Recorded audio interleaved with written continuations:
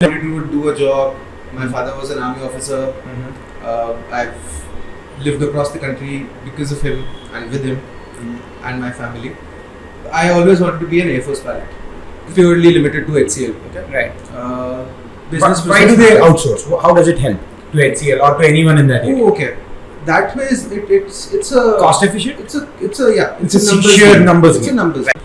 Do you see there is a transition from India being let gone as a market for BPO and going into another Southeast Asian country? Not at all. Actually, India is actually growing in their service industry market. Indian diaspora is.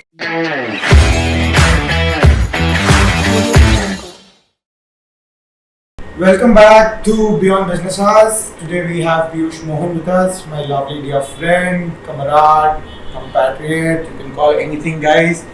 So he's a wonderful guy. He has a rich experience in consulting and he started his career as a mechanical engineer. So we will have a detailed rundown on what all Piyush has been doing, his experiences, his journey, his learnings from a very hardcore Punjabi to a consulting. Can I call you a pro at this point in time? Okay.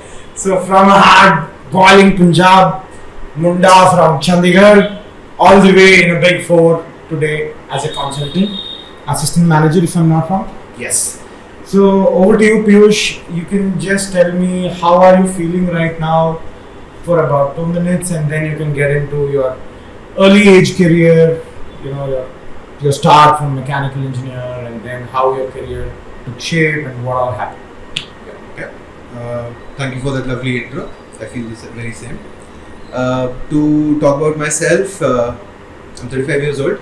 Settled in Bangalore. Right. Currently working with KPMG. I'm a mechanical engineer by trade. I worked for 1 or 2 companies after completing my engineering, and then thought that it's not working out for me. Would you like to name them? Since it did not work. I worked for Mercedes Benz in Pune. Okay. Then I worked for Microturners in Baddi, Himachal Pradesh. Right. Mercedes Benz is a German auto manufacturer, and Microturners is a automotive ancillaries manufacturer. They are the biggest in the country. Right. And then there I decided that the pay scale that I'm at and the hardships that I have to endure on a daily basis are not cutting it for me. So changing. So it was a pure capitalistic move? It was, yes. Okay, good. And at that time, my girlfriend at that time, which is my wife now, she was also pursuing her MBA. Right. So I didn't want to be left behind the curve. So hence that was the second motivation I had. But then I pursued MBA, got a campus hire to HCL Tech in Chennai, worked there for 2 years, moved to KPMG Bangalore, and been with KPMG ever since for almost 6 years now. Right. So before we get into a lot of KPMG and HCL, I would like to ask one more question with your engineering stint. You did expose yourself to automations and XYZ other things during your. Sorry for not knowing your industry jargons here, but that's why I'm leaving the question to you. What are all the automations that you did during your time with Mercedes-Benz or with Microturners? So with Mercedes-Benz, I was an intern, an engineering intern. So there was not much in my scope to help them progress forward because I was just a young kid, Right. hot blood, wanted to fix everything quick. That's not how things go. So there I basically learned the industry, how I need to be, what is the ask of an intern, Right. what are the things you can help with. So there was little automation in my role with Mercedes, but what I helped them was to repair, there's a thing called light tunnel in paint shop, right, where they fix minor defects on the paint job done to the car, body of the car. So paint tunnel is a light tunnel is basically a enclosed area which has bright focused lights, and they illuminate a particular region well enough so that you can spot splinters, you can spot dust particles and fix them. And I went to their paint shop and analyzed how the entire assembly is done, how the entire paint job is done on a car. And there I identified a few areas where they could have tweaked and made their efficiency higher and reduced their spot work. So I made that proposal, it was enacted on, and they reduced their spot detection, spot repair work by 20-30%. Interesting. So did that help you to pick up a career of choice of MBA and then moving into consulting, because you did improve a certain existing process, though you were still a mechanical engineer at that point? How much of that is shaping you to choose a career? Let's leave the capitalist idea aside, and your daily battles and your now wife, back then girlfriend, was also pursuing a career which was yielding more in terms of monetary benefits. Do you think that automation stint was responsible for you to move towards efficiency or productivity or anything next? I don't think so. You don't think so? No, purely because I never wanted to be in the service industry. I never wanted to do a job. My father was an army officer. I've lived across the country because of him and with him and my family. I always wanted to be an Air Force pilot. I trained myself all my teen years and before that also, mentally, physically. Yeah, I know the story. I know your efforts. So when life gives you lemons, you try to make lemonade, right? So I couldn't pursue it because of other reasons. Hence, there was a window of opportunity for me to get into these things, and I thought, if not anything else, let's try this.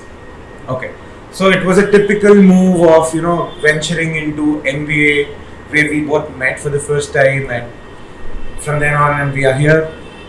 So I feel like I can resonate with you. Even I didn't want to get into a job after undergrad. I thought, okay, let me dive into MBA and figure out what the business world holds for me, because the business world holds a lot of different career options and everything.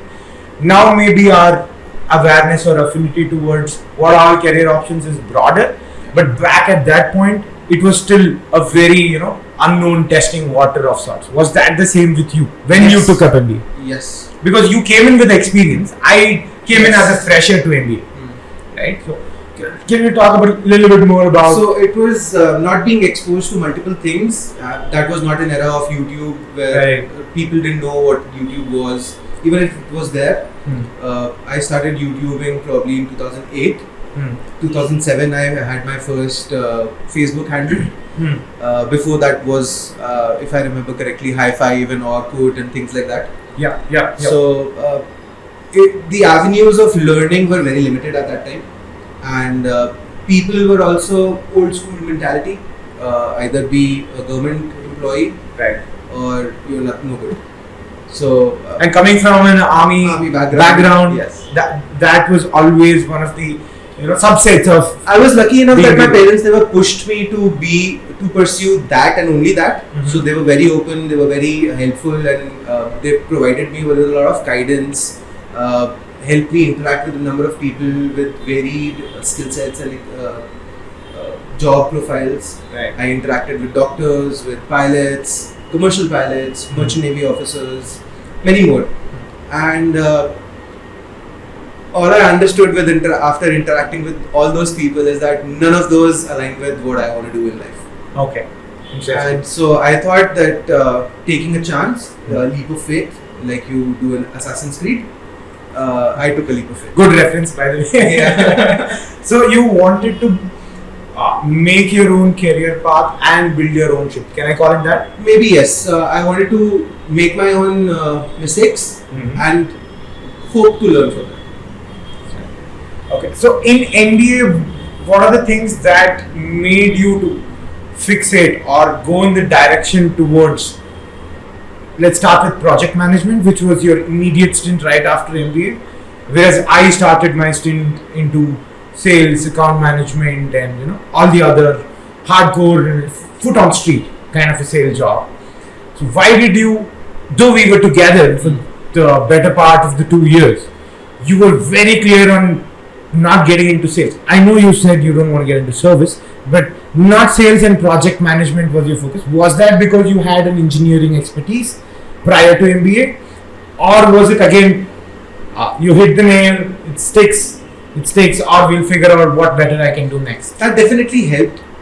Having an engineering background prepares you for understanding a variety of things. Not being prejudiced to any other profession. Definitely, the analytical abilities. But yes, it helps you develop those kind of skill sets within you. I was very sure of what I did not want to do. Okay. Sales was one thing that I knew from the very beginning. Okay, we have two things. Never service and sales. Yeah. Never get into sales. Okay. It's later on in my life that I realized nothing survives without sales. Okay. And even in my career, I have to pitch and get business. So sales is involved even in project management or whatever you do. Mm-hmm. So there's no running away from numbers. Right. No matter what you do. Right. There's no running away from sales if you're in business or working for a business. So engineering did help broaden a mind frame or a perspective of mine. Mm-hmm. But I didn't have a target that I want to get into project management or product management or any of that. It was just happenstance, sheer luck, whatever you want to call it. But I was lucky. Okay. So what would be your major learning in HCL per se? Because project management was new to you at that point, I guess, right? Yes. Major learnings in HCL. Okay. HCL taught me a number of things. It taught me business process outsourcing. How and why do companies give their inbound operations to somebody else to take care of? Why is it beneficial? How does it affect them? How does it affect the other players in the industry and things like that? It helped me understand how RFX management is done, because I was part of that team who used to respond to queries, RFIs, RFQs and things like that. It helped me partially get a grasp on financials, how a project financials are looked at, how do you track them, how do you make sure that you don't go above and beyond your baselines and target values. It taught me business process mapping. It taught me RPA. It taught me how to be a corporate employee.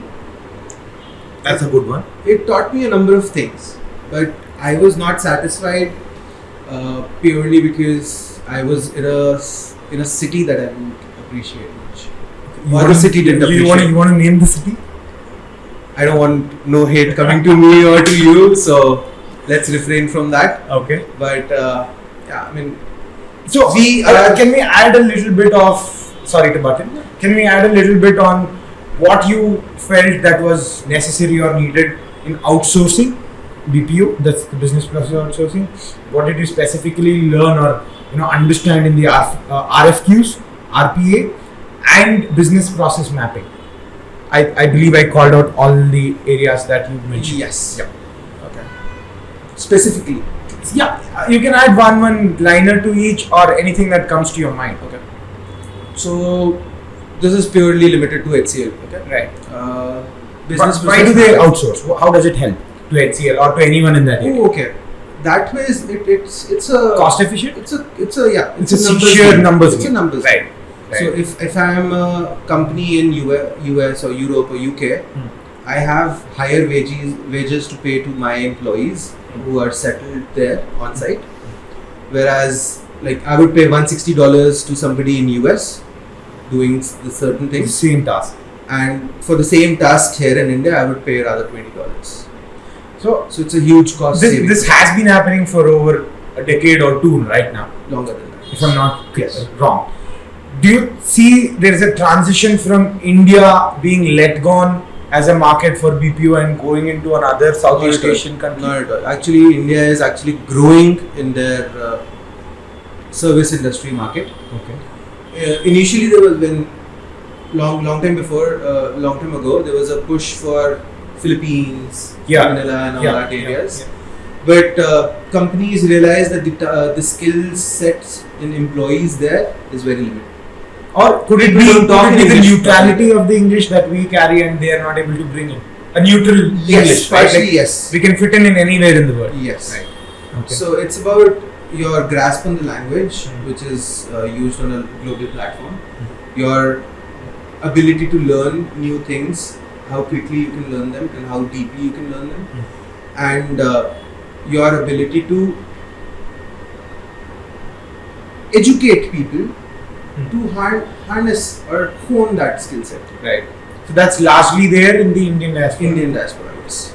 Good. I mean, Indian diaspora is amazing, and anywhere they are, people like. Recently, there was a post or a issue in Ireland, probably Ireland or somewhere around there, Scotland or Ireland. Some Indian bought a house, and some Scottish, Welsh, I don't know, Irish person posted that the India is taking over our small island, and he got thrashed by the community. So Indian diaspora is amazing wherever they go, whatever they do, if they put their heads and minds to it. Right. So now moving on to the next bit, that was RFQs, RPA, and business process mapping, and lastly we'll come to what did you test waters in terms of financials, or what perspective it gave to you. We can speak a line about each of the. We'll take them one at a time. Yeah. Okay. So RFQs, RFIs, RFPs, whatever you want to call it, is all falls under the umbrella called RFX management. Okay. X could be I, P, Q, whatever. Like a CXO, right? Yeah. Kind of. Okay. So when I joined HCL, it didn't come to me from the get-go. It came to me from after I was able to showcase that I am good with language, that I can read and write and communicate better than the average person maybe, and I can understand things, their processes, and cross-sell them. Right. Hence, they gave me an opportunity to work with RFX management team, where a company releases a tender. So you are a company, I am in the service industry. You release a tender to the entire world saying that this is the piece of work that I want to outsource. Who can help me with what? What is the quotation that you will give me? And you'll have a question. Right. So as an organization who provides services, I will respond to your query and define everything that you're looking for. So whosoever has the lowest RFQ comes inbound, or it is out there in the world, in the field of, or in the domain of the service that HCL is providing? It happens everywhere. Okay. The request is out there. You've heard of tenders that the government publishes? Yeah. It's just that. It's similar to that. It's just that. Just that. Yes. So any organization is looking for somebody to help them with their problem at the lowest cost. Then what is that laddu which is famous? Tirupati laddu. Yeah. You know this incident now which is happening? I know the So the government, the Tirupati Trust offered a tender that we want to outsource and procure for the procurement of ghee. Yeah. Somebody gave 1,000 rupees, somebody gave 700 rupees, one company gave 350 rupees. This was the cheapest. They thought it will be good for them and they used that. However, the quality didn't turn out to be well. and everything. Didn't turn out to be well, so it's happening right now, but that's okay. But just to give context, this is how things work. So if I'm an organization, say you are an organization, you want I have a certain need or a requirement. Certain need and requirement, you will put that on the internet or somewhere. Is there a forum? Is what my question is. There are, yes. Could you name some? Because I don't know myself. I don't know. You don't know? Okay. There are. Okay. There are forums. Okay. So you will have a set of questionnaires. The company responds. All companies response. Whosoever are working in that particular area, and whosoever has business alignment with the company organizing this tender, they will win the tender. So this is RFX, then RPA. So RPA and what does it stand for? RPA. Robotics Process Automation. Okay. So there are various tools that you can use. At that time, UiPath was a hot cake. So I did certification with UiPath. It's obsolete now? It's not. It's still being used? It's a very good thing. But however, Automation Anywhere is another tool platform which is slightly better. Right. So I did the free course because I didn't want to pay money. I was broke at that time. So I did the free course certification and applied that certification in my project that was supporting at that time. And I identified that there are certain roles in my project which can be curtailed to and given to robotics. Right. Mundane tasks like rule-based tasks. Anything which is rule-based, where you don't have to think and decide what needs to be done next, can be automated. So, business process mapping is a framework where you list down tasks, create a process flow of things, identify what is to be done when. If in case there is a decision to be made, a rhombus is added, RPA cannot be done. So wherever there is a continuous flow of activities, you can deploy RPA there, and it's quicker, it's more efficient, it's more quality driven. So no human errors are there. So and cost wise, it's cheaper. One bot is like $20. And it can do a task of 10 people. So would you automate whatever a large part of today's sales is happening? You can never automate sales in my purview. A large part of sales. Sales is... You disagree? I would, yes. Sales is something which is done through human interactions, in my experience. And if I don't understand your problem, I will not be able to tell you what is the right solution for you to use. I will not be able to put forward a recommendation which you can consider. So a human touch is needed for sales, I would say.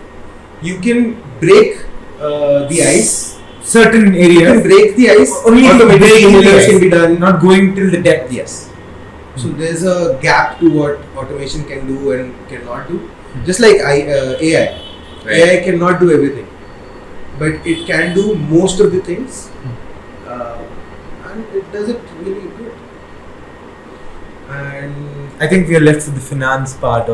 Yeah. So that was my first break of understanding the financial. Because we never got finance. Financial management was merely a tick for us in each semester that you want to learn. You just want to take it off and get moving on to the next step. However, it's the bread and butter, just like sales. Right. Finance is the bread and butter for any organization purely because that's where you understand where you're going, where you're heading, how are you doing right now, how much under the water you are, and if you have to take your feet out of the water, what's the next thing. So finance is critical to understand, even if you don't do financial activities every day, but it's very critical for any employee to understand basic finance. Even at a personal level, your personal finances are something which is very important. So finance, just like sales, cannot be ignored. Okay. Now moving from whatever you had picked in HCL, everything that you learned prior to MBA, you had your engineering stint. What are the things that made you to or redirected you to choose consulting as a next path? For that, I would say I was lucky that I had people who could guide me, who changed their careers manifold. Like they were scientists originally, then they got into medicine research, then they got into consulting. And I consider them as my role model purely because that's how I have been in my career path or in my life. Since I'm an army officer's son, I traveled across the country. I had to make new friends every 2 years, 3 years. Change was very familiar to me. So, and because you could adapt? I learned to adapt. I could never adapt. I learned how to adapt. It helped me, yes. And as part of my nature is something that I dislike mundane things. I cannot do the same activity repeatedly. I will not do it. I refuse to do it. And consulting is something which offers you a new challenge, a new situation every day. It could be anything under the sun.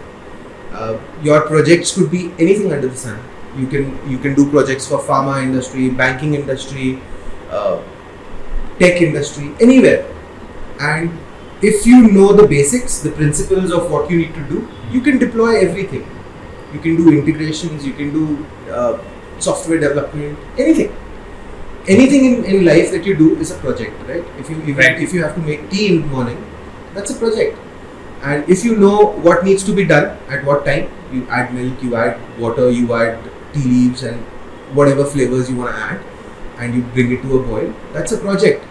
And this is your work breakdown structure. I wouldn't call making tea as a project. It is. It is a task. Maybe making different types of tea for about 1,000 people would be a project. Okay. A single person. I might. Let's call it a task because I don't want people to be like, "Arey yaar, jaise tea banayenge," or just like the way we do tea is what consulting can be. I might be in this position to say that as a project. Okay, I agree. Yeah, I just want to make it clear to the larger audience that it's not as simple as just making tea. Well, to start with, many people don't know to make tea. I agree what you're trying to say. You're making it easier for the audience to relate with, but I think we should also give a sense of reality that there are a lot more things needed. Yes. In order to be in that position inside a consulting firm, which is also a big four. So consulting is purely understanding what you need to do and making recommendations. So if always the right recommendations, you never know. So the reason I say this is because today we are talking. In this context, I might recommend that these mics might not be as good. You might change them. That's the right recommendation or not. It depends purely on your perspective. That was my perspective. That's a stupid example to say, but that's how recommendations go.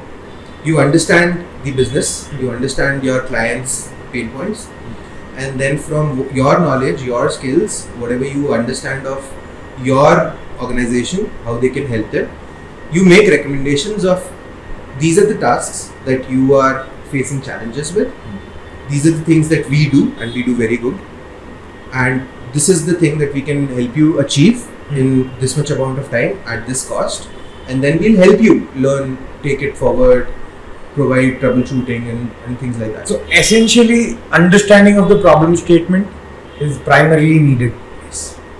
And how your intelligence or business capability or service rendering can make their problem statement better or disappear. Can you call disappear? Maybe, yes. Not all cases. That will be an ideal situation. Ideal, but yes. Not all cases. Yes. And let's say you don't give a solution or a recommendation that is through in, throughout. Then how is your recommendation rated? Is there any particular process? Are there certain methodologies that you use in the scheme of doing this? Yes. Like receiving a problem statement, then making a certain recommendation, and then probably having a feedback mechanism and reworking and reproposing. So you're never alone. In a consulting firm, you're never alone. It's never your onus to deliver something. You're always working in a team. Right. And a collective intelligence is always higher than an individual intelligence. Certainly. Right? So I don't come from a coding background. Right. Okay, now you have AI tools which can code for you, but all those codes are still problematic because you need to debug them. Right. So if there is a conversation with the client, new client, they will tell us, suppose Oracle comes to you. Can I name such company? Yeah. Okay. Go for it. So if Oracle comes to you, Oracle is a very big firm. They do so many things for so many people, for themselves as well. Right. They have products, they have services, they have everything in the world. Oracle comes to you that we've been using this legacy SAP system, ERP system. We want to migrate to SAP. Help us do that migration. So we will understand their businesses first. Why do they want to change their ERP systems? What problems are they facing right now? What are the things that they want to enhance? What are the things that they're looking at in the future? Say 10 years down the line. And then we'll devise a plan of their entire transformation. Then that plan is reviewed by the organization, approved, multiple layers of approvals. Then it comes back to us. Then we do the deployment. Right. During deployment, during planning, during executions, during handover, all that time a project manager is involved. It's good to be involved. There are cases where during initiations, when you're trying to understand the problems of the customer or the client, a project manager might not be involved. But those companies face challenges later on, because if a person who understands how to implement things from the start to the end might be able to recommend something which another person who's only a developer or only a business person might not be able to perceive or think. So your understanding of project management kind of enhanced your ability to consult better, you say? Maybe. Yes. And I'm still learning. And I'm still learning. Like, there is always learning, yes. but the experience from project management Definitely kind of helped. enhanced your Definitely ability helped. to touch with all the stakeholders in your team. Yes. So a very important part of project management is stakeholder management. Right. How do you manage stakeholders? And how do you identify stakeholders? Who are your stakeholders? Like, if I ask you, your stakeholders, you might ignore the indirect or perceived stakeholders. Anybody who perceives that they are being helped by your podcast, they are your stakeholders as well. If anybody perceives that this is hampering their growth, they are still your stakeholders. So understanding stakeholder management is very critical. Understanding financial management is very critical. Resource management is very critical. So there are things and aspects in project management that are ignored by any other person who might not know these things. Right. So it definitely helps. It's not the end of the world if you don't involve a project manager at the beginning, but it definitely helps if you have somebody from that background, purely to shape and guide your entire planning and execution of things in a better way. So how long has your stint been with KPMG? I'm sure it's about 5 to Almost 6 6 years. And you have probably traveled across 3 hierarchies or 4 hierarchies by now. How was that experience? What was at what hierarchy you felt, okay, am I doing the right thing, or this is the best thing that I have done? Or did you feel like, okay, I don't want to do this anymore? I question myself every day. I have a recurring, ever since I joined any company, I make sure that I have a connect with my higher up, my performance manager, once a month. It's purely to align myself with the business, so that when you're very young in the industry, you don't understand how things work. You don't understand how internal processes work, let alone the industry. Then you give certain amount of time understanding things, you gain 1%, 2%, 5%, 10%, some amount of understanding of how things work, how internal things work, how external things work, what influences things, and how to leverage things. So always connect with your performance manager regularly, without fail. Go one step beyond. Would you say this is necessary across the board at any I point would in your recommend career? I Or would only when you're new to a certain industry or new to a certain I would company? recommend whatever level you are at, have a regular interaction with your peers, your higher ups, so that you can grasp what is happening. So I might be put in a silo because of my work that I'm doing for a particular client. So there are clients who require you to work out of an ODC. ODCs, you cannot carry your mobile phones, your What is an ODC? offshore delivery center. There are multiple names for it. ODC is something which is generally used in India. Okay. if you're working for a banking client, they would require you to work from an ODC where you cannot take your phones, you cannot take mobile laptops provided by your company. They will provide their own laptops within that. So this is all to protect data. All to protect data privacy, security, and all that. But yes, so if you're working in that kind of environment where you're put into a silo and all your 8 hours are gone in an ODC, you don't know what the business is doing, what's in the pipeline, what's coming up in the future, if you can move, whether you need to move or not. Have you learned everything here?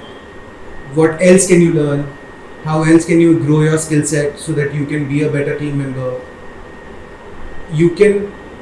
There are instances where policies are talked about but not implemented, and those policies which are not implemented never come to you, your ears, your understanding. So if you don't have a connect with your higher ups, you will never get to know what's happening in the market at large. So having interactions with at your level, your colleagues or higher ups is always recommended. But the feedback mechanism is essential, you feel? Yes. So KPMG has a very rich culture of 360-degree feedback. So they take feedback from your colleagues, from your juniors, from your seniors, from everybody, and then they decide whether you have the brass to actually perform at a higher capacity or a higher load. So can you say that is one of the reasons, or that is one of the factors for you to also get promoted? Difficult Since to answer. you're saying Difficult it's a 360-degree feedback that is seen, I don't know why I got promoted.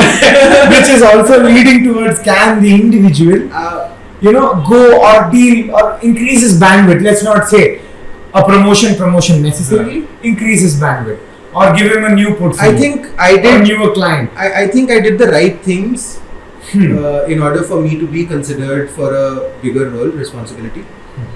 Purely because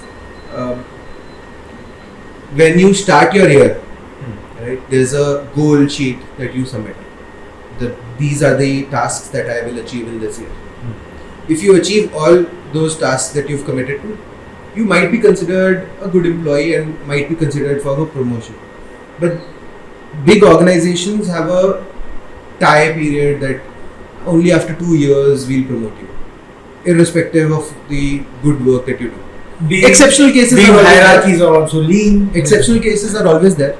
Like people do get promoted in 1 year as well for exceptional work that they've done. But I have not experienced that personally.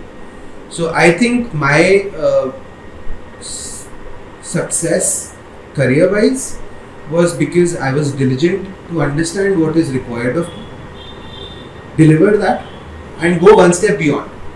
Okay. Because what I understood is you are hired to any job to do that job, but anybody else can be hired at your level for your job to do that job.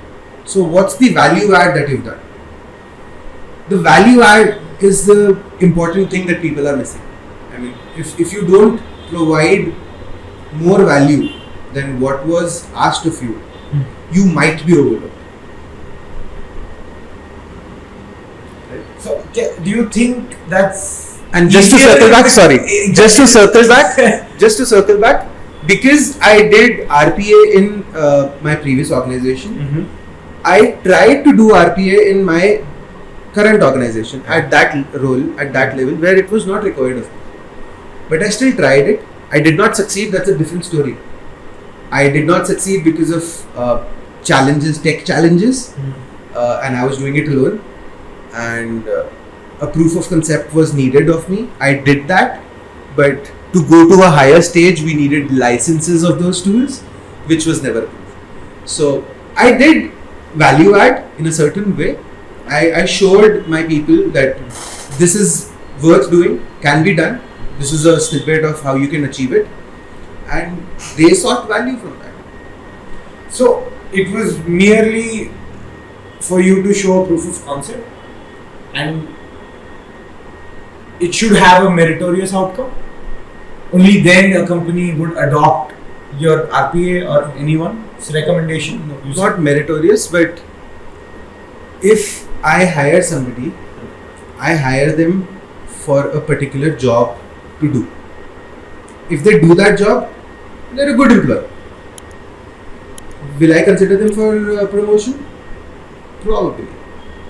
But if I hire somebody to do a job, they do that job, and then they fiddle and try to fix other issues within my organization, then I know that this person is keen and motivated enough to do something better that the other person is not doing. So that guy has higher chances of being promoted or being considered for a promotion. Because he's looking at it from a holistic point of view. Yes. From you always And have to look. and there is an initiative within. Yes, that's the key word. You always have to have some drive in you that excels you from your peers. That extra mile, that last mile delivery जो कहते हैं Amazon करता है. Right. How are they able to do it? How did Amazon become so big? They went the extra mile in they reaching listen to all us. those destinations. So that's if the topic right now is how you consider yourself or how you push yourself to a new promotion, new role. Do the things that you're required to do. Take one or two steps additional of what you're required to do. Deliver on one of them. If you take two things, deliver on one, at least. So how do you think your experiences in KPMG in terms of processes, in terms of leadership management, in terms of client servicing or handling? I don't know if that's the right word in your end of the park. How do you think in these areas you have developed yourself over the time? You know, because very interesting. You started off with mechanical engineering, and then you got an MBA, and then if I'm not wrong, you mentioned how to deal with stakeholders was largely honed in HCL probably. So how do you think in these areas you have traveled? Can you just tell me about your journey in all these three areas? You didn't want to service. You didn't want service as an industry. You didn't want sales as an industry. But here you are servicing clients. But they're big people, big folks. You're not talking to end consumers. Talking to bigger organizations. You're still servicing them. Yes. So stakeholder management, and I'll stick to this. This is very critical and crucial for everybody. It is paramount that you understand the person you're talking to. In my scheme of things, in my role, I talk to partners, MDs, be it KPMG partners or some client partners. Understanding their frame of reference is important. You cannot go to a meeting saying that, let me get back to you. You can do that. It doesn't leave a good impression. So you need to be over-prepared for any interaction. Right? And being good with numbers is again key. If they ask you, like if I am a business owner, wrong example. You are a business owner and I am your person supporting you, helping you. You would want to know how much money is involved. How much would you save in terms of effort, in terms of FTEs or people? I need to have those answers ready before I even go to your meeting. Right? So there's a lot of prep work that goes before getting into a meeting or a conversation with anybody. I didn't understand this even when I was in HCL. Because I was at a very low level where I was helping my manager, the engagement manager, create those decks. I was the back-end guy. But that experience helped me how to prepare that back-end. Now in this role, I can do the back-end and I have slowly and progressively learned how to interact with those people as well. The C-suite. And the C-suite is there for a reason. They have more experience for a reason. Right? So it's a learning curve. Yes, I'm still learning. Yes, I will always be learning. Where no matter where I am, what age I am, but never go shy of learning new things. Embrace challenges. Be hungry. So, in a nutshell, stakeholder management is learning not at the incident before you walk into the room. Ideal situation. Yes. Ideal situation. Yes.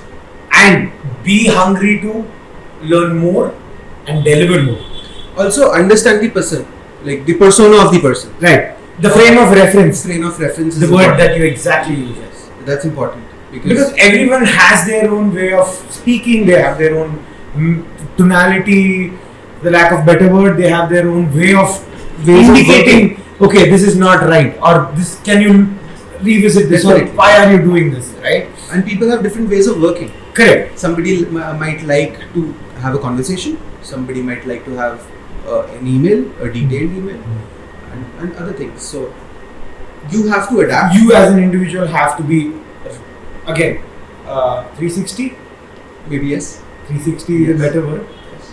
You have to adapt to every situation, and every situation is a new challenge. So I would say be hungry. Be hungry. Be hungry. Hungry for learning, hungry for improving your skill sets, and hungry to understand more things in more detail as much as possible. Moving on to, we covered stakeholder management, and then we are looking at leadership, right? You being a leader, and then again, you are reporting to someone, right? So how did that transition for you? Because from program manager, prior to that being into mechanical, where all have you seen changes? You know, in terms of in terms of your own leadership abilities, how has it turned out? What has been a learning, or what are the do's and don'ts? It was a 180-degree shift. When I was in engineering, like engineer supporting manufacturers, I was leading a team, a larger team, but all those were diploma holders. And nothing against them, but the level of understanding is different, right? And when I am leading people here in this scenario, all these are like graduates, postgraduates, people who are more educated than myself, more aged than myself. So there are certain nuances that you have to learn. You need to be humble first. You need to have a clear conversation. You have clear chain of thought. Communication is important in any walk of life, and you need to motivate people. There are multiple things that you can do to motivate people, but team building is something which is very crucial and important. Is there a team currently reporting to you? No.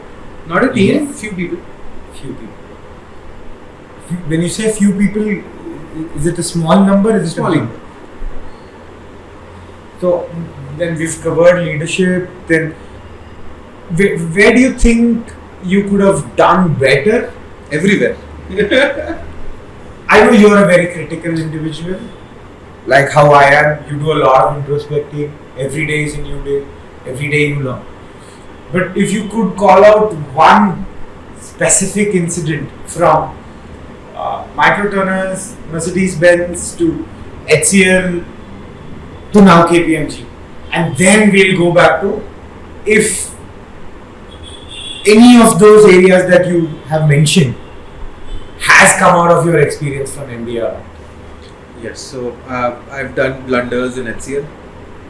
We'll start with Mercedes, Microturners, HCL. I was a young kid. Everything was wrong from the first thing that I did. So we'll ignore those. I was very young. I was foolish. Okay. I was hungry.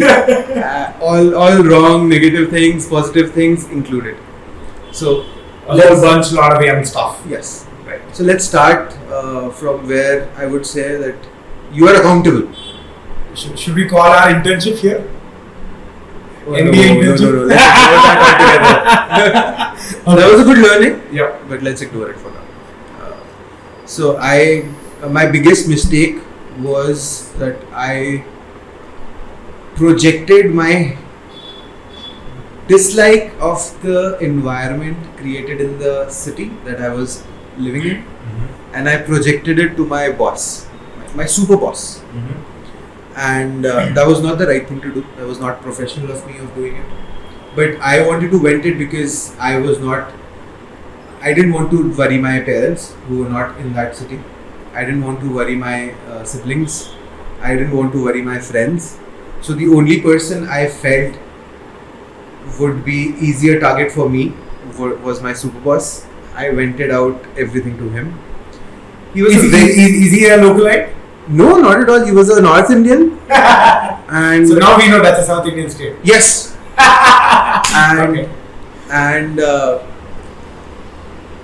Yeah, he probably shrugged it off, saying that young and reckless fellow, not knowing what he's doing. Little disoriented, not focused in career or something like that. Okay. And he gave me good guidance and asked me to move on. Look forward, put your next step forward and walk. Okay, that was HCL. Should we? I learned that not to do that blunder ever again. Moving on to KPMG. Would you like to call out any instance? Yes, many. so basically, it's I am a rebel.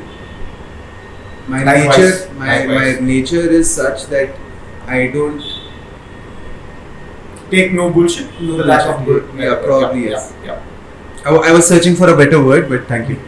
So there have been instances in my current organization where I gave my peace of mind, but in a polished manner. I would like to think. There were no repercussions, but there were discussions and talks that happened afterwards, wherein I expressed my feeling, the other party expressed their feelings, and ultimately you have to conform to the policies and norms of their organization. So changing the ways of the organization is never a good thing. Changing yourself is the first thing that you can do. So I learned that. Would you say automation in your side of the world today in consulting is taking huge leaps forward? Oh yes. If so, what are the processes that are being automated? How are they impacting today's scenario to when you started? Very interesting. And is AI playing any role or not? Deeply. And then we can go on into what are the tools, what are the processes, or which AI are you guys using internally? What do you personally prefer? What do you dislike? Yeah, we can go on.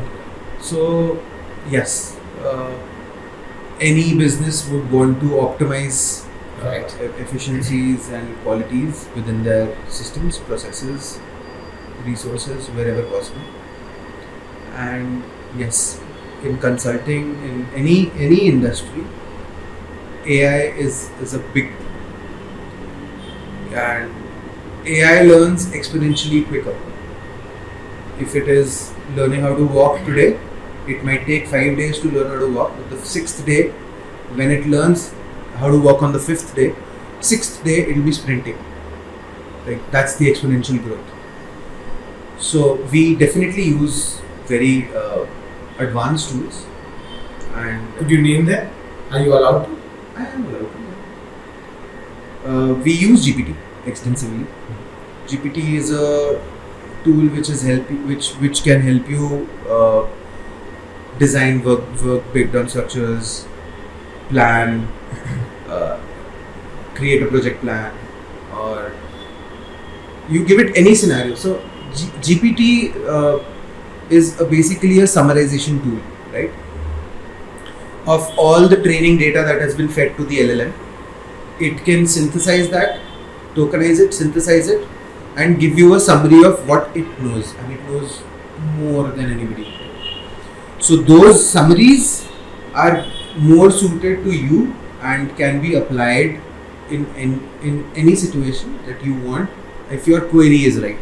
The prompt.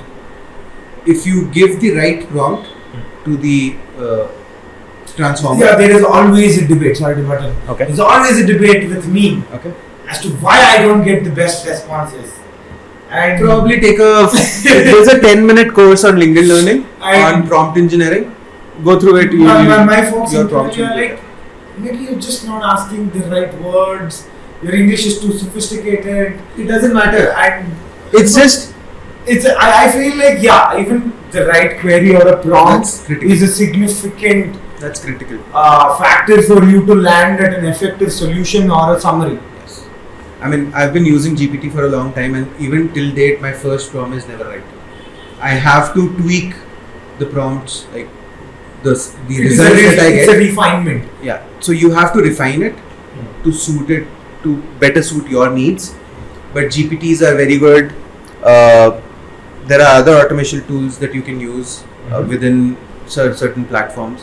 Like we extensively use Jira, Atlassian tools. So there are certain automations that Jira can do for you, and if you leverage them, your productivity is bound to increase. So probably anywhere anything can be automated, provided there are tools equipped to handle that.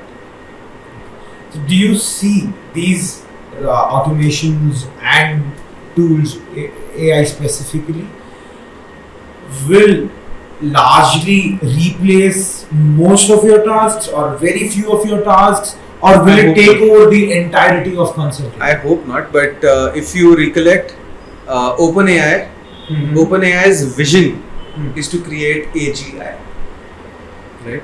Right. And you're saying, If- saying it is a possibility. It is like if their vision is to create AGI, general intelligence, then anybody is doomed. Like any profession can be taken over by AI. They have replaced the need for lawyers. AI. The AI has replaced the needs of. I think one of our clients is in the legal tech space. I don't need them anymore. I don't need a lawyer anymore. Right. There are AI tools right now in India that you can leverage and get out of a parking ticket if you have to. They can fight your case in the court of law. Although This is interesting. yes. What is it called? Why should I tell you? Do your own research. Okay. It's in the beta phase right now. They've not launched it, Okay. but it's available to a certain people to test and help the LLM grow and learn. It will be out soon, and it's going to be a game changer. AI, if AGI is created, then everybody would be free to do more creative tasks. You will be able to live a more meaningful life, not do the hustle bustle of everyday work, but do something more creative. But yes, you would have to find new ways to earn money. That'll be a big challenge. That'll be a big shift for people to take up. But change is the only constant, and if you don't progress forward, you'll be stuck. So, if you have to give me a summary of someone who is today looking at consulting as a career option, or even program management, how would you direct them, or what would be your suggestion in terms of building the right skill set when you get into a role of a program manager or a consultant? So if considering the person has not been part of project management, program management, consider portfolio someone- management, whatever. Consider we are coming out of MBA. Uh-huh. What would you tell your own self if you had to tell? That would be better, I think, because you So- will not give all the insights to someone else. So probably do some learning, some certification, some courses on what program management is. Are there some specific top of the line courses which Yes. is prominent in the industry? Yes. I think you should name it, because I'm not a program manager. Google has some free certifications. You can do them. Right. That'll give you a good framework of what you want to do. There are certifications like Prince2, which is more for UK environment, but it does help So add is it- some value. So it's more of a geography and a compliance. not compliance, but geography oriented, yes. Okay. Then there is PMI. PMI is an institute which hands out certifications called PMP, Project management. professional. Okay. That's a tough course, costly course, and you require certain PDUs to be eligible for that course. PDUs are basically professional development units, which you can, if you take instructor-led class, you will get those. However, it's a tough thing to do, so I would recommend doing something on LinkedIn Learning, on Google, something which is free at the beginning. Understand what's the framework, understand what's the bigger picture there, then get into certifications, because certifications are not free, right? And sometimes they're costly. Learning, educating yourself about what you need to do, what you need to be aware of, learn new things, constantly grow your skill set, be it project management, program management, change management, anything that you want to learn. Say you'll be working for a implementation company, a development company. You're working on an SDLC cycle. You don't need to know coding, but you need to know what challenges they might face, how you can mitigate those challenges, what are the things you need to plan for, what are the basic financial aspects of it, certain things like that. So risk mitigation is a critical part as well. So understanding the framework is a base. Getting a certification is not entirely necessary, but if you're breaking into the industry without having experience in project management, then certifications do help. And if you're going to a higher level, Certifications do add value, they do add value. or are they needed or necessary? I mean, no organization says that it's needed. They say preferred. But if you're able to showcase that this is a skill set that you have, and you're constantly learning is also displayed in terms of yes, honing the certificate. everybody likes that, no? Right. Like if I'm stuck in my own beliefs and ideas, nobody's gonna hire me. So you need to be flexible. Certifications are a way of telling the world that this is a check that I've done. This body approves of my skills in this particular area. So you might as well, right? If I don't have that check, I don't have that certification, I can always fall back to my experience, and I can say that this is what I've done. Take it or leave it. This is what I can bring to your organization. Take it or leave it. And then there are considerations that I have to consider, like whether the commute is okay with me, whether the organization culture is okay with me, things like that. So that's a personal thing. So what you're saying is a lot of learning and a lot of skill set is required for you to go into or travel the journey that you've had so far. So take it Because as well. let me be very honest, Piyush. I am in a certain industry today. I've started my own shop, but I am in a certain industry where skill set was not largely demanded. I was demanded to deliver a certain revenue outcome, Sales. or a certain lead outcome, or a certain marketing ROI outcome, Yeah. which again translates to, okay, what is the number of business? You're a I get? hustler. Yes. So will you say that for you, or the domain that you've worked in largely is coupled with certifications? Yes. Because I see that Yes. over the course there are changing trends, there are newer processes, newer tools. When you started off, maybe AI wasn't so take it brilliant this or way. so deep dive. Take it this way. You do a certification, you learn something new. Right? If I do CSM, I learn how to function in an agile environment. Right. How to lead a team in an agile mindset. If I learn Six Sigma, I know how to improve quality of my deliverables, of my team's deliverables. If I do lean certifications, I know how to eliminate waste. I'll figure it out, but I know that that's the concept. If I do a certification in project management, I know what's the framework I need to utilize to deliver any kind of project. Then the industry is immaterial to me. If I do a programming course, a Python or a Java course, then I can do those troubleshoot bug fixing of any Java code, Python code. If I've done certification, I'll be exposed to so many scenarios that I'll be able to see and tell you what the bug is and how it can be fixed, possibly can be fixed. If you don't use Excel, you don't know formulas, you will not succeed in any organization. The basic things, right? Right. So having that mindset is important. Having that knowledge, whatever depth you can get into, but having that knowledge is important. Familiarizing yourself with the things that which are happening needed in your domain are very much needed. Are important.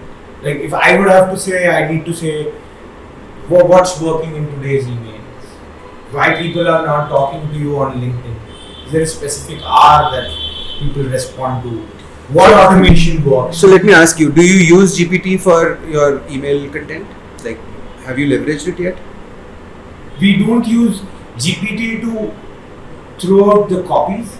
We take inputs from GPT and we refine that to the audience that we talk. Of course, yes. And also every day Google or every now and then Google keeps coming up with some new way of finding if your email is automated or not. So now we have different ways to beat Google. Nice. And land in primary. So that is a learning. Interesting. But not in the form of certification. But for you, since it's more of process oriented, you're claiming that a certification is going to really add value. It adds value, yes. It helps you crack an interview. It helps you develop a new mindset. It helps you look at things in a different light. All that is true. But there are certain roles where you might not require certifications. You might do it for the heck of it. So, I am a CSPO. I didn't need to be it. I did that certifications because I wanted to learn what is product management. I have delivered on products in my organization, not as a leader, but as a person who wanted to add value. Right? I was hungry. So I did that, implemented those skill sets and delivered some value.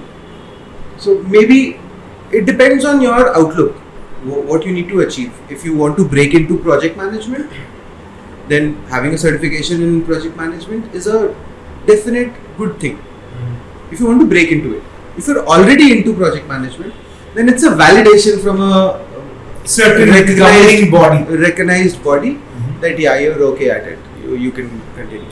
Just like how we got our degrees and MBAs. I would disagree, man. We worked very hard. I don't think we worked hard. Our professors were amazing. Okay, they kept us on our toes. You remember those book reviews, book summaries that we submitted? Yes. Amazing activity. So I'll end this as my last question. Are you going to pivot into a new industry? Because you don't like the name, you're open for changing and everything. I love changing. You have something in mind as a new industry? I'm trying, but if it pans out... Is it outside of consulting? Yes. So I love challenges. Podcast. We'll have you on another show where maybe you can... By then I wish you all the speedy luck. Hopefully, thank you. Transition. That you can speak a lot more about. It's not that it's not that I want to climb that wall. I'm open to climbing that wall. I'm happy doing what I'm doing. There is always scope for learning and growth. Yes. And we completely take I've devoted a long time in this industry, in this program and change management, and I now can finally say that I've learned it enough that I can lead something. I can deliver something. So this avenue is always open, but that thing which is shining out there, that might be the new target, and that might be the new in thing in the market. So why not see that as well? Why not probe into it? I think we are good, man. Cut, Tarang. Wonderful. Sign off now. Tell here. Come on. Thank you, folks. See you on the next episode. Cheers. Good. It went a little above